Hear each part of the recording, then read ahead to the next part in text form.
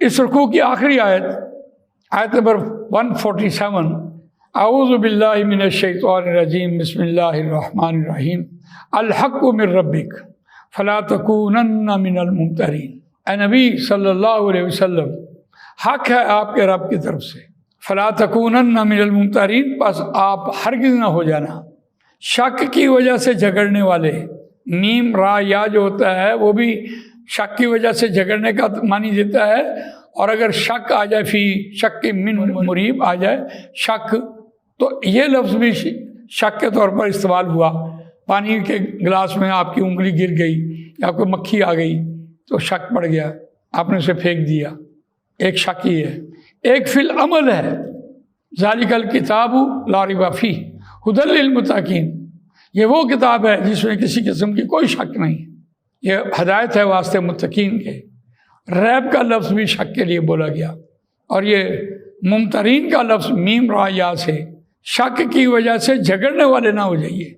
یعنی آپ حق کی دعوت دے رہے ہیں تو آج آپ دیکھیں، ایک کو آپ نے حق کی بات کی، دوسرے کو کی، تیسرے کی کچھ، سارا دن آپ حق کی بات کرتے رہے، ایک ہی بات کرتے رہے۔ ایک نے مخالفت کی، گھر سے مخالفت شروع ہو گئی، والد نے مخالفت کی، والدہ نے مخالفت کی، اور کیسی میٹھی مخالفت ہے۔ نہیں بیٹا، آپ دوبارہ سوچ لو، کہیں غلط تو نہیں کہہ رہے، بس اتنی سی بات۔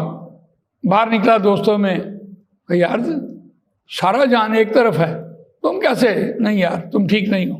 پھر آگے نکلے، شام تک جتنے لوگ آپ سے ملے سب نے یہی بات کہی، آپ سوچنے پہ مجبور ہو گئے کہیں میں ہی نہ غلط ہو جاؤں۔ یہ بات یہاں کہی جا رہی ہے کہ نبی صلی اللہ علیہ وسلم، اللہ نے رہنمائی دی کہ سارا معاشرہ آپ کے خلاف ہو جائے اور وہ آپ کا کہا نہ مانے، اور آپ کے دل میں بالکل یہ خیال نہیں آنا چاہیے کہ آپ تنہا ہیں اور یہ معاشرہ میرا کہنا نہیں مانتا، تو نہ مانے، آپ حق پر ہیں، اور حق اللہ کی طرف سے وہی آئی اور وہ قرآن مجید میں نقل ہو گئی، اور آج ہمارے ہاتھ میں اسی طرح من و ان موجود ہے۔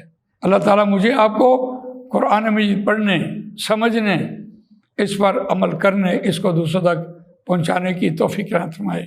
سبحانک اللہم و بحمدک، نشہد ان لا الہ الا انت، نستغفرک و نتوب الیک۔ جزاک اللہ خیر۔